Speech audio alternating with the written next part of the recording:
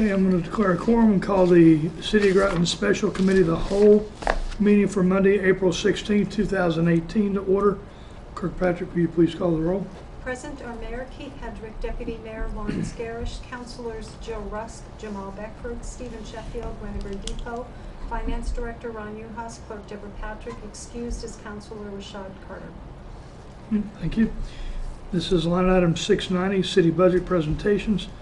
The first budget that we review tonight is on page 76, it's sanitation. Tim, could you come forward, please?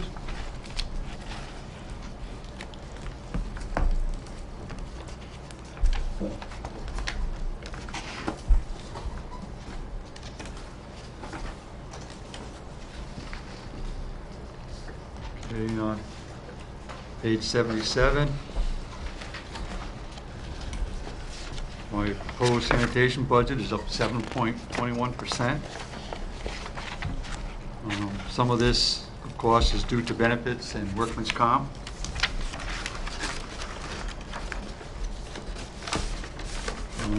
Also, I had to readjust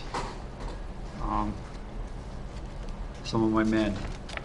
What's been happening in the past, we had 3 snowstorms that we actually canceled sanitation pickup, which is very, very rare for us. We usually get in half a day or get it done. But we've had 2 less laborers the last 2 years, and the men that actually drive the trucks are also plowing snow. We just didn't have the personnel to keep that going. So what happens is the following week, we double up crews. We're having 2 trucks out instead of 1, and those men are usually higher paid than what we budget for. So between the holidays and the snows, it kind of crippled us. We do have 2 laborers positions that were open for 2 years. We have filled them, and last year we could not get seasonal help. This year I've got 1 on board now, and we're interviewing for 2 more. So that should help keep the cost down, even though it's up 7.21%.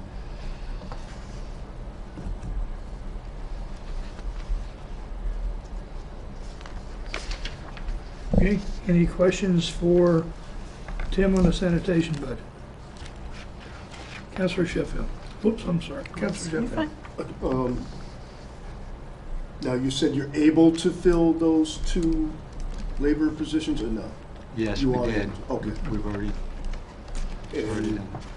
How much combined salary will that come to? Laborers are around like 50,000 or somewhere in that area. So that'll be each fifth, so it'll be 100,000, about 100,000. Right, so what happened, those were 2 positions that were open that just with some people who had left, and then with the turnover with HR and just kind of all the hiring, those positions stayed vacant for a longer period than what we anticipated. So that's what Tim was referring to. Then instead of having laborers on the trucks during certain times of the year, we actually had people that were higher up in higher positions that had to go back out just because of the manpower. Now, would that be overtime, I guess, if for them? No, there wasn't a lot of overtime involved in that. Okay. But if you take a man that's been there 15 years and his salary's $3.50, $4 an hour more, that's who we were filling in with. Okay. We finally got it back to where we should be. Okay. We've also had a senior man, been there close to 38 years, retired. And we did fill another spot, but not at that level. We're starting off at a brand new man at the lower rate. So, you know, all these men work in conjunction with the highway department. There's a percentage back and forth. So in actuality, you're actually only gaining a +1 since you have 1 retiree? Would that be about, as far as manpower goes, you're only gaining 1, but salary? We did hire to replace him, but not at his position. Okay. Councilor Rusk, and then Deputy Mayor Gersh. Can I just clarify that? So you actually hired 3 people versus two? One is a replacement and two more people? We've had 2 missing for over 2 years, Mhm. and 1 retired January 1st. So all 3 of those positions are being filled? Yes, they Okay. have. Okay. Can we talk about bulky waste? A year ago, 2 years ago, we changed the policy on that. What has come in for bulky waste? What's our gain on that? Like, is it, I guess my question is it still worth doing it the way that we're doing it now? Are we getting enough money, enough revenue to balance off what we're spending on it? And where is that money in here? If you look on the bottom of page 78, Mm-hmm. there's a financing plan, Mm-hmm. and there's a line that goes across, that is the bulky waste line. This is all positive? That's all revenue Okay. coming, correct. Okay. So if we have 7,900 coming in, what do we have going out for bulky waste? 'Cause it's not, it's, Do not have that figure. I can tell you this Wednesday, we have no pickups scheduled. Mhm. We've had 3 or 4 kind of like a highlight for the winter. It's dropped down. It'll pick up in the summertime, Mhm. but they don't have that figure on. But you'd say the number of pickups themselves have dropped Yes, they have. drastically. okay. I guess my question is are we seeing, I know this is kind of off topic of the budget, sorry, but are we seeing that this is a good program, the way we have it, in that it's a cost-saving program, but we're still getting what we need out of people's yards? Yeah, I think it does, and I can get you the figures on what it's costing us to do bulky waste. I just That'd be don't have great. one. Okay, thank you. Deputy Mayor Garrison. Staying with bulky waste, because I know that's been an issue with a lot of people. Do you have as many pickups now as you did back when there were no fees? I would say no. No.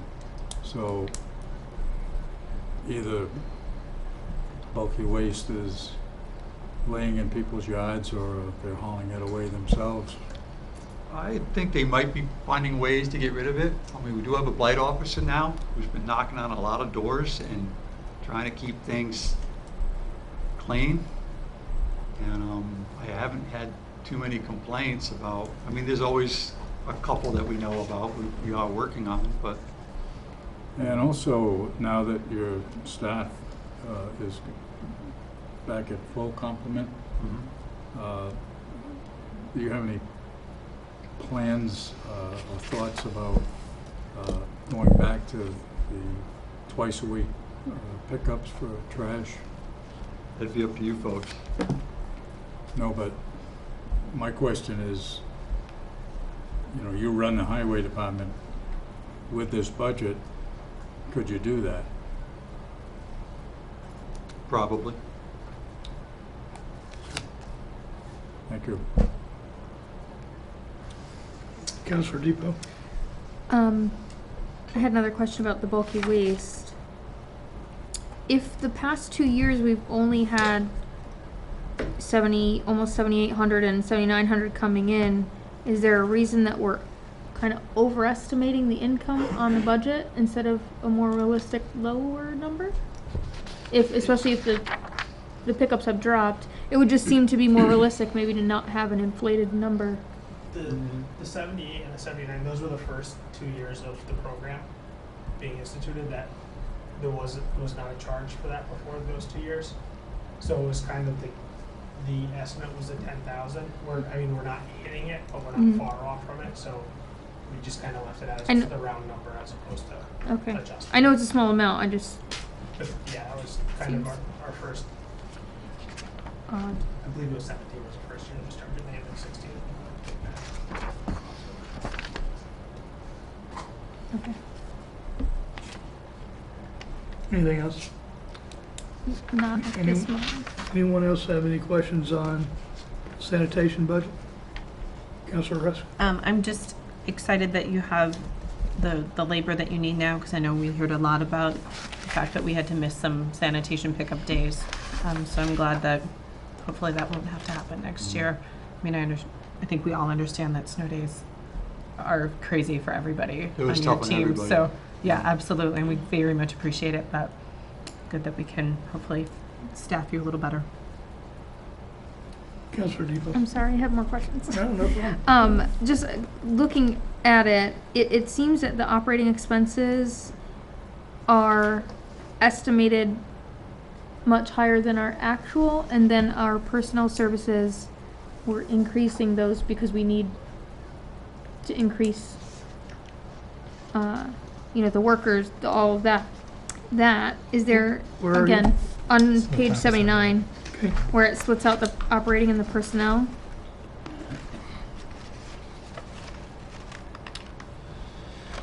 Like our budget for the tipping fees, including the bulky waste, is 208,000, but we only spent 181.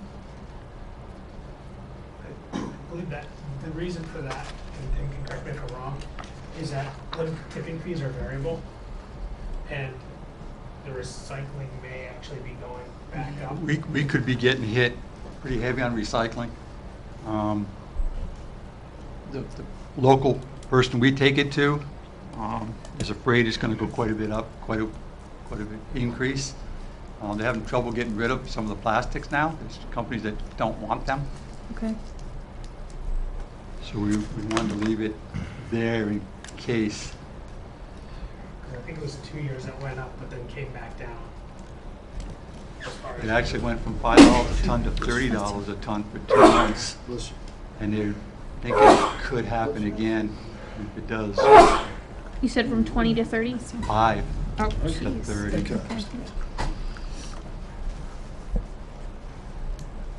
Okay, and I have one more. Go ahead. And then I think this is my last question. So, with the personnel, we anticipate having all the personnel that you need or anticipate needing.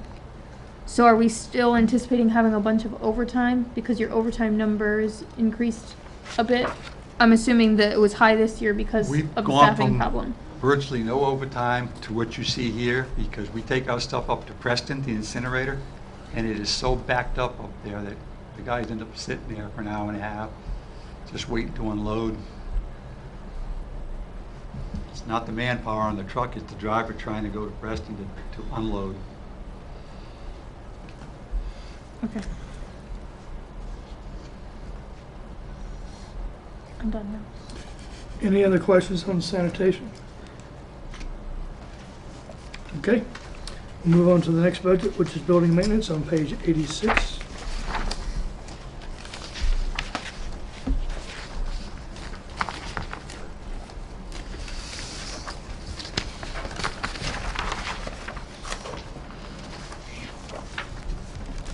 Happy to report if there's a negative in this budget. It's minus 7.67, and that's really because we took half a man and put his time, we took his time out of this budget and we added it to the sanitation budget.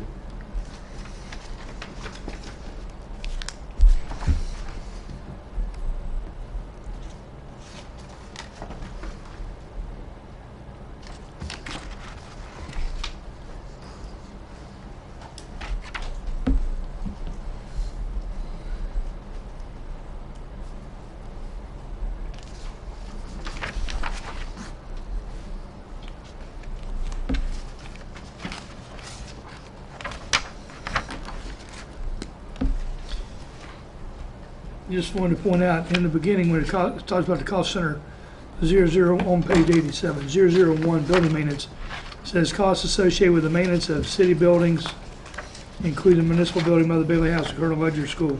Colonel Ledger School has been turned over to the town of Groton, so there will be no more work on that. And the Mother Bailey House, if there's anything that's done on that, it's absolutely at a minimum because we've done the stabilization on the Mother Bailey House, and I am currently waiting on the Friends of the Anna Warner Bailey chapter of the DAR to come and talk to me about their financial situation when they are at a place where they're comfortable with coming to talk to us, and then we will talk about the future disposition of the Mother Bailey House and getting it off of the city rolls. So I just wanted to make you aware of that. Any questions on building maintenance? Okay, then that's it. Thank you. Thank you, Tim. The last item is 61, is fire on page 61. And we'll bring up Chief D'Elia and Deputy Chief Tompkins.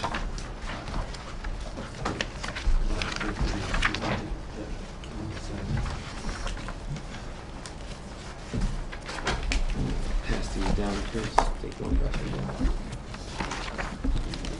Thank you.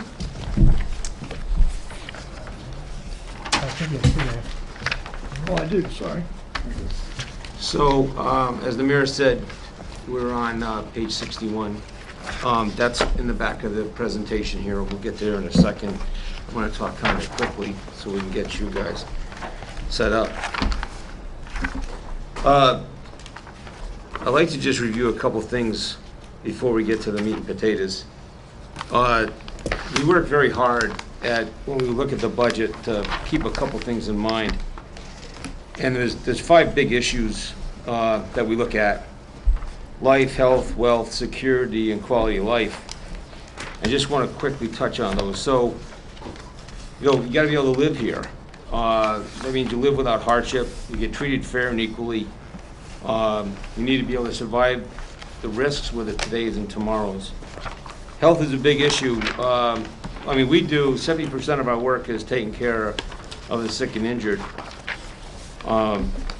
However, this has been taxing to us lately, and we have to look out for a wide variety of issues. One of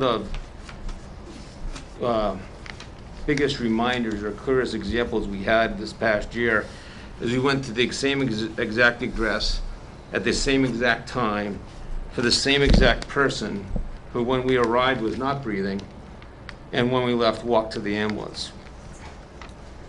We are part of that impact of the opioid and now various drugs that are hitting our community, our region.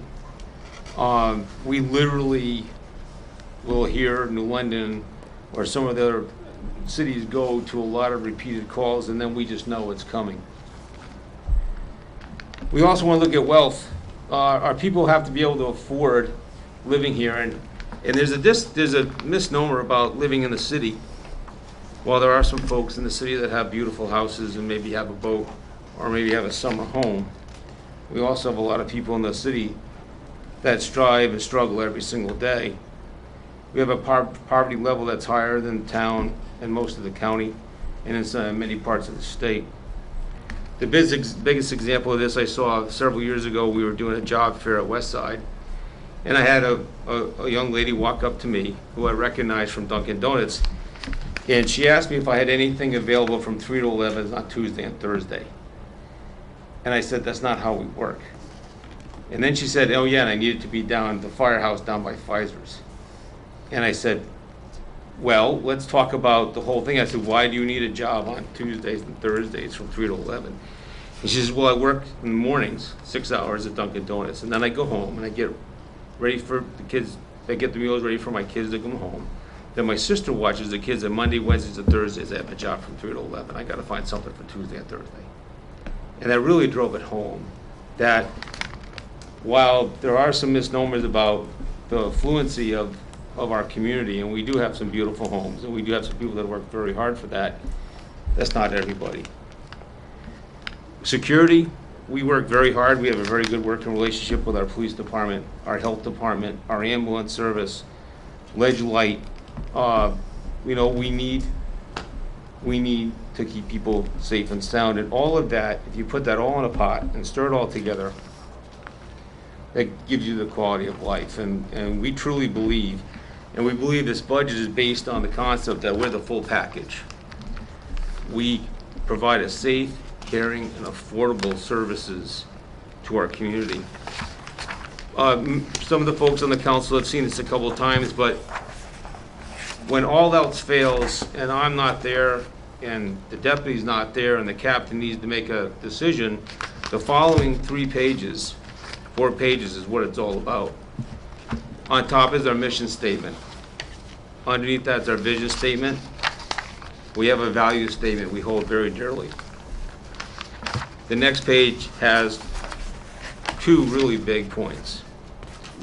Particularly in a small department where you're working, where there should be, the standards require us to deliver 12 to 14 people on an initial call. And we take care of that by asking our neighbors to come help. This risk-benefit analysis is the most important thing for us. We will risk a lot to save a lot, and that's a human life. We'll risk very little to save little, and that's just the building. I'm not gonna risk, we're not gonna risk firefighters' lives to save a vacant building or a building that we know everybody's out of. We'll do our best to control it until we have enough resources to knock it down. And then the most hardest thing we've had to deal with, the most agonizing decision we've ever had to make sometimes, is we're not gonna risk nothing for nothing. If there's no chance of survivability in a space where, including our risk to our own people, which is our first life safety hazard, then we're not gonna trade our people for something we can't fix. Strategically, that's how we handle it. It's life safety first, starting with the firefighters' life safety. Then we're going to stabilize it. And then we work very hard, and this is something that's relatively new that we've worked on for the last 10 years, this concept of property conservation. We try to get people back up and running. Sometimes the biggest thing someone needs is a cell phone to make a phone call to get their insurance company coming, or they need to call their contractor.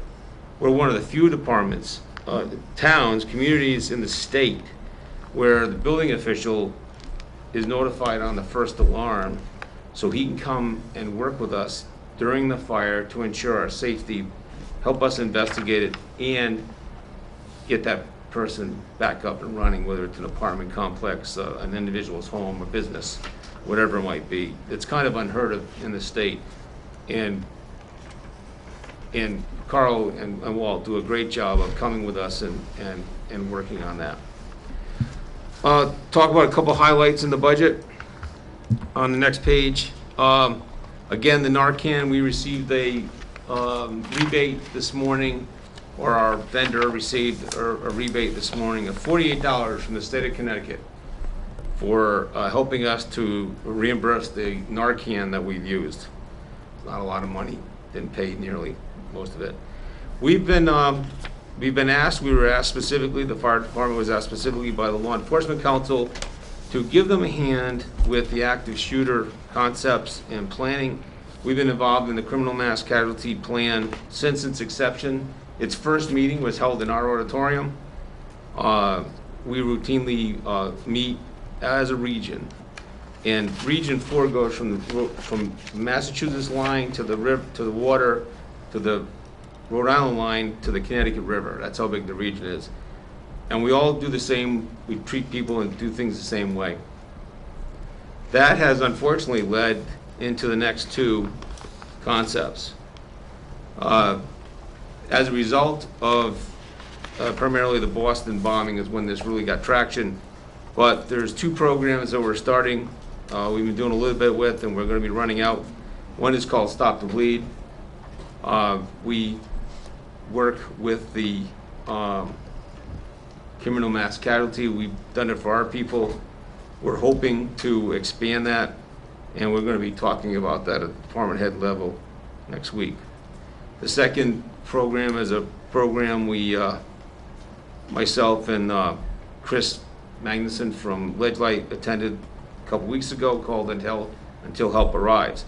Until Help Arrives is exactly that. It's a class on what to do until help arrives. Deals with 911, hands-only CPR, stop the bleed, comfort, and then taking care of those people. We have a scheduling meeting tomorrow with the Ledge Light, our rec department, and we're tentatively on May 31st and June 13th will be the first 2 times that class will be offered in southeastern Connecticut, and it'll be offered in our auditorium. The other big stretch that we made in this last year is we've been part of the Region 4 Marine Group. I'm not sure everybody knows, we operate 2 boats. We operate a small boat for shallow water, and we operate a boat that we co-partner with the police department for deep water. We've been out on several of the events that you've read about in the newspaper. And as a general rule, because we trailer the boat, we can launch it from either the south end or the north, and we can be on scene in about 6 to 8 minutes. Part of that is our support of the regional dive team. Again, we had the need to use them last year, and they've asked us to come and help them some more. What we did, now let's get to the main deal, so we looked at everything. We looked at all the fire service accounts, we looked where we could cut, and we did some cutting and moving, and we'll talk about that in a minute. And part of that is we've gone over in a couple accounts a couple times, and that's kind of a red light to us that maybe we're not funding them adequately, planned and unplanned. Now, we have a CIP, and because of financial situation, going back to that wealth and being reasonable, we have not been able to fund it to the point where we will not need to bond apparatus. So the contribution for this year should have been about $299,333. We are putting $10,000 in that account, but that just means in 5 to 7 years we'll end up having to go bond for a new pumper, because the pumper at engine down at Eastern Point will be ready. The next slide is something I just wanted to share as we talk about what we can cut and what we can move. If we look at what I call discretionary and non-discretionary. Discretionary are the things that the chief and the deputy chief sign for. The bills that we basically code every year. The non-discretionary is the stuff that on a global perspective, on a citywide perspective, we're part of. Our health insurance, our workers' compensation.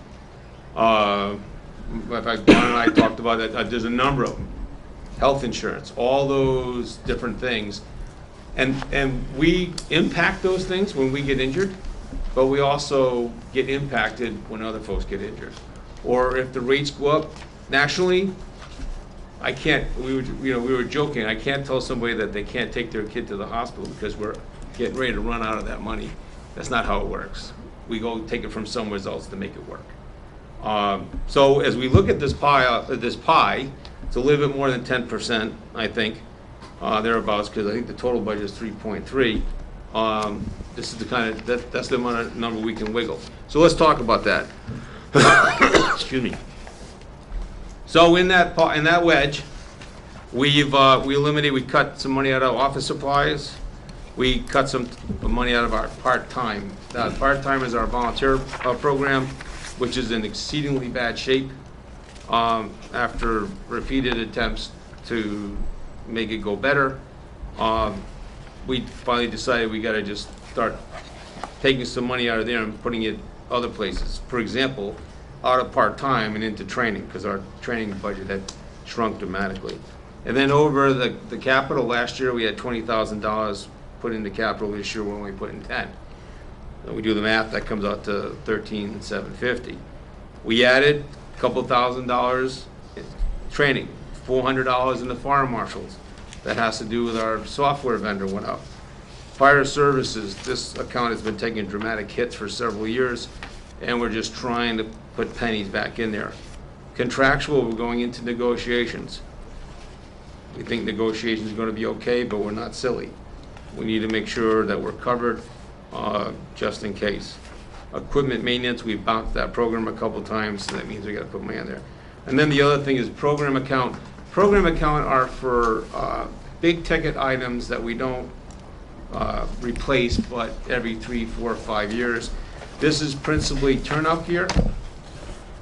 Every year, we buy 3 sets of turnout gear so that we're never expired. These have 10-year, under the standards, you're only supposed to keep for 10 years, and then they're no good anymore. So every year, we take and buy 3 sets. So we're on that rotation. So, and then the sets that we take off, that they go to a standby mode, and then the old junk that we have that's standby now gets thrown out, tossed, or we donate it to somewhere like in Vermont that's still wearing rain jackets to go to calls. So if you look at the total increases, that's 19,300. So in that pie, we've asked for 5550 to help us to realign and start resetting those costs. You know, I forgot the most important thing. If you look at the front of this packet, and I did this last year too, everybody recognizes that symbol. And that symbol is on every one of our trucks. It's on every one of your trucks. Progress and prudence. Right? Progress and prudence. You know what progress is? Prudence, if you look at the last page, I had to look up what provident care is. That means preparing for the future. The management of resources, economy, frugality, being economical and being thrifty. We try to use foresight. We try to prepare for possible contingencies. Doesn't work all the time. But that's basically the changes in our budget. Other than the big capital, the big health, workers' comp, and the other things I'm sure you've heard from all the different departments. Does anyone have any questions?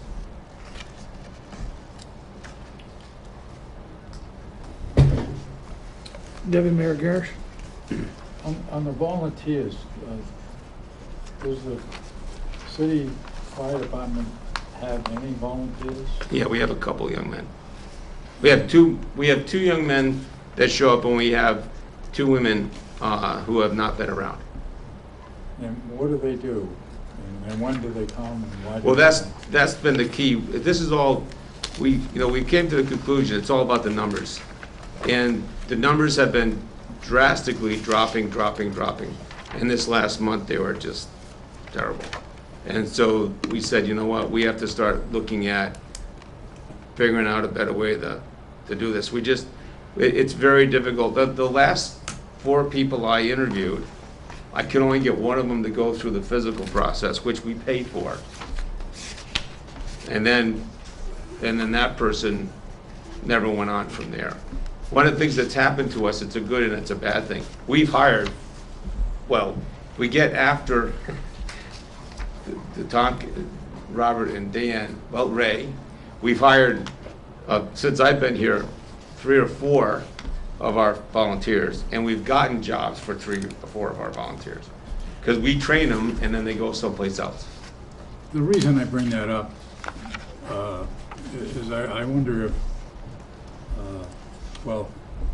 just focusing on the city of Groton, not including any other towns outside of us, don't want to speak for them, but I know that in the police service, we used to have volunteers, and it's a thing of the past with the liabilities at stake and the training involved,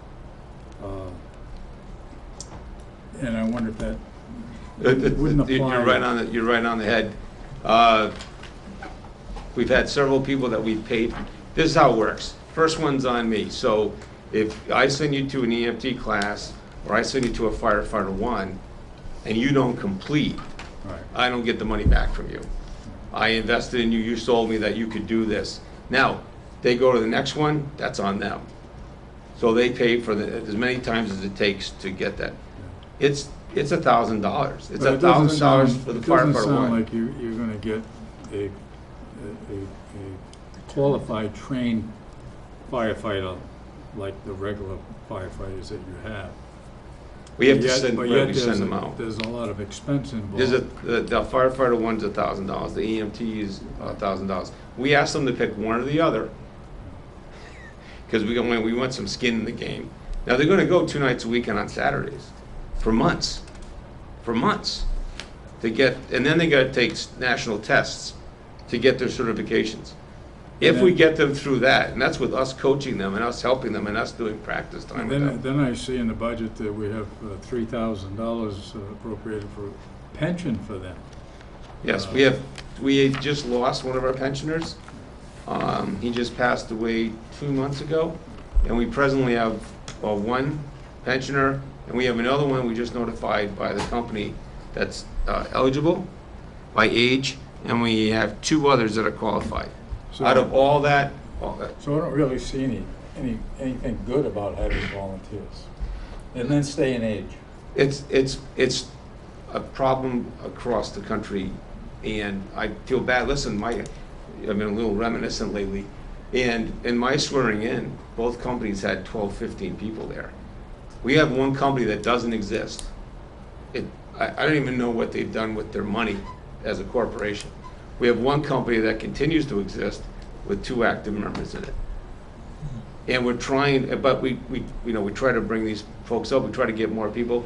And again, there's a lot of commitments. You won't believe it's a silly little thing. Going back for your TB test,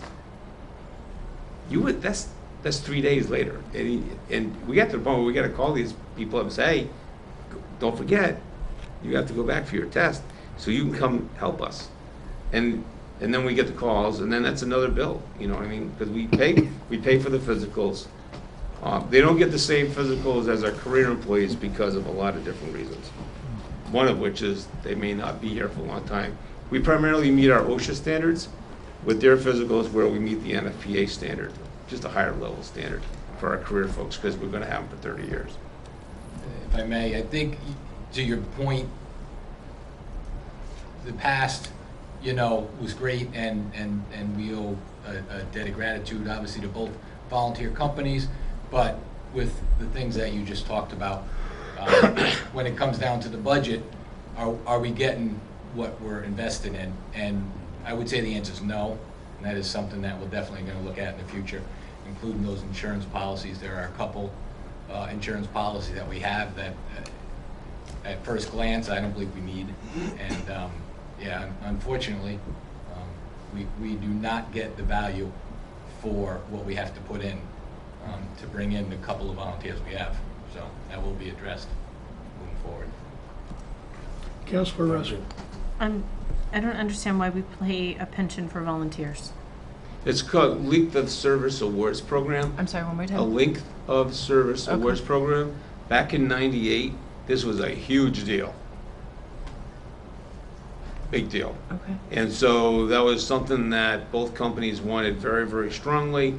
And so we said, let's go, we'll make that investment. And so we've done that. We've had one gentleman who was making like $50 a month, he just passed. And we have another fellow that's collecting right now, and another guy who just turned it. So back in '98, it was big. It was really big. So will this eventually age out? Yes. Okay. Go More ahead, questions, please. sorry. What is H&H? Health, heart and hypertension. Heart Okay, and hypertension. thank you. And can you explain why it's $75,000? Like, what does it do? Okay, so this is kind of a best guess scenario. We take the average costs on someone files for heart hypertension, they can get different levels of benefits.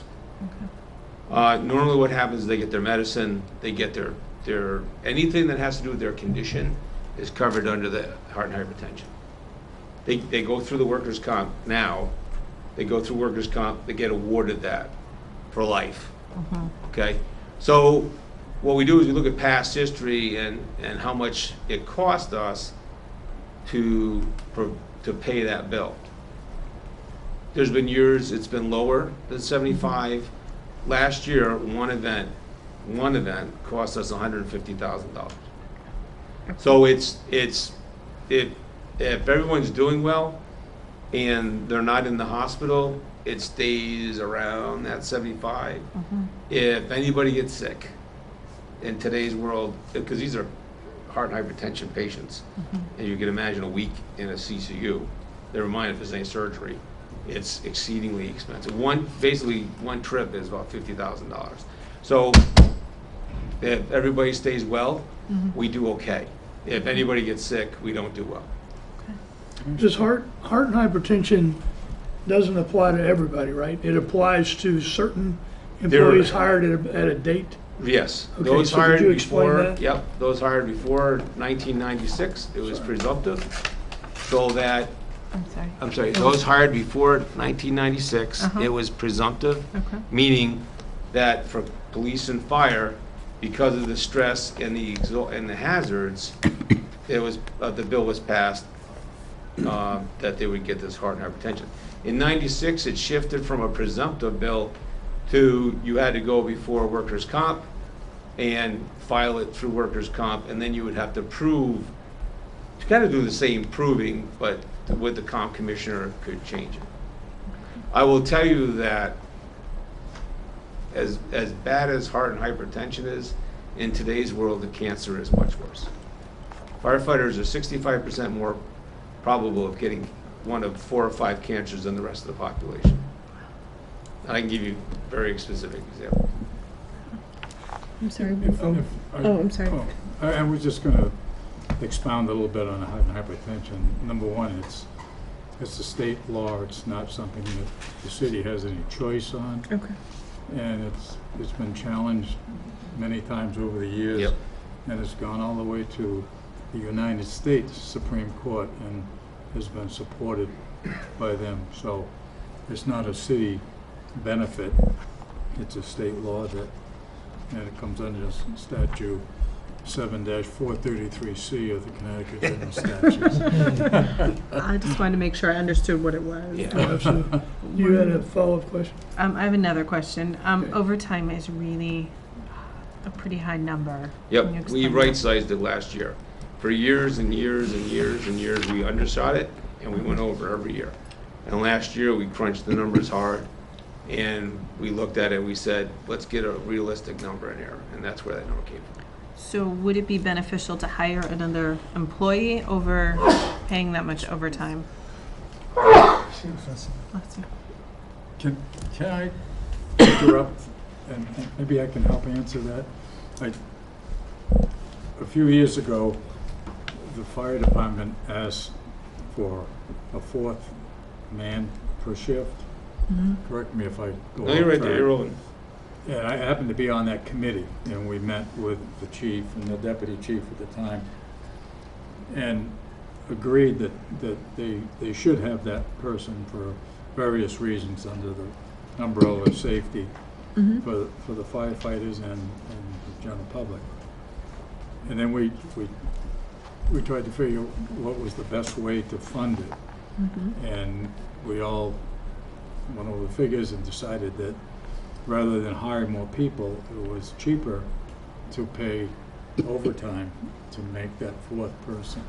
And I believe that that's where a lot of your overtime is. Right, hiring one does not necessarily help us out. It helps us out a little bit, not a great deal. But the chief is right.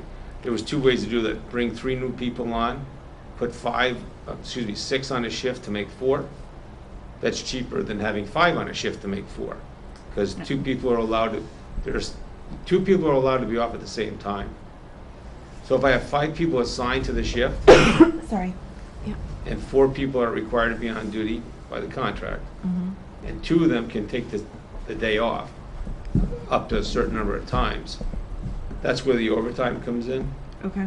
It was cheaper to pay that overtime than to put 6 on and take 2 away to make 4, because by the time we get done with benefits and the whole umbrella, it's much more expensive than their base salary.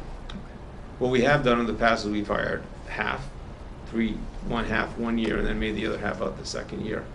But there's a lot of moving parts into that whole thing.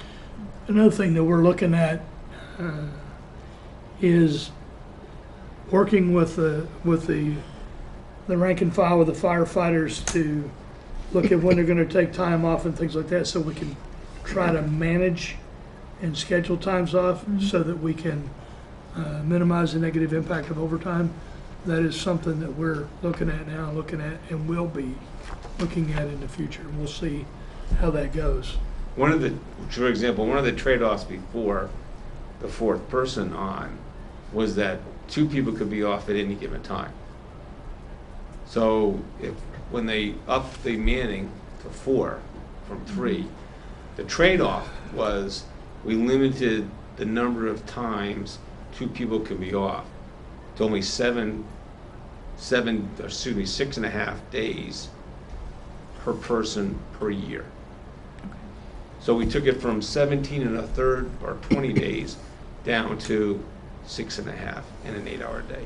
So that's how they manage that. And not everyone takes all that time. That's the other side. Once you get used to managing your time and you get used to having less, for lack of a better term, you manage it better. So we have some people that use all those because of outside activities. We have some people that don't. And they still get their time off in and still work the days they need to work. One of the drivers on it also is workers' compensation. With the minimum, we have to staff to 4. And we've had somebody out long-term, Yeah. coming up on 2 years. That drives it up. And unfortunately, there's not much we can, obviously do about that dollar-wise. So that has been hitting us the last couple of years. So hopefully get that under control. Any other questions on the fire department budget? Councilor Sheffield? Yes, gentlemen. Speaking of that H&H, now, does post-traumatic stress disorder become part of that, or is that something? Nope. However, there are 2 issues that are coming down the road. And they're both very serious issues. One is the cancer. We have very, there's people in the city that have come down with cancer that is almost directly related to their firefighting experience. And then the second one is post-traumatic stress disorder. I've had to bury 3 of my good friends that took their own lives. We have more firefighters killing themselves in a year than die in the full line of duty. It's going to come down. And so the state's trying to figure that out. Obviously, CCM is not in favor of that because they're representing the municipalities and they see this is going to be a huge cost potentially down the line. Both of those get battled every year. And just like the heart and hypertension, somewhere down the line, there's going to be a compromise that'll take care of our folks.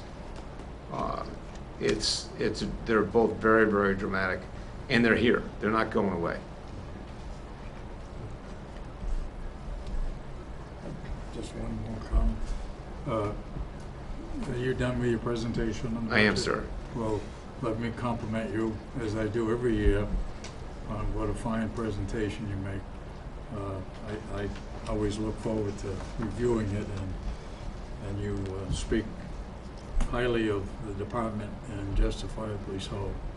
Well, I wanted the kid to do it, but he didn't want to do it. Last time, you want to go out with a bang. But thank you for the extra work that you put into it. Thanks. I hope it helps. Any other questions or comments regarding the fire department budget? Okay, and that's it. Thank you, Chief. Thank you, Deputy Chief. Thank you. Thank you, gentlemen. We will have no executive session, and with that, I will take a motion for adjournment. I move we adjourn. A second. We have a motion and a second. All in favor, say aye. Aye. We're adjourned.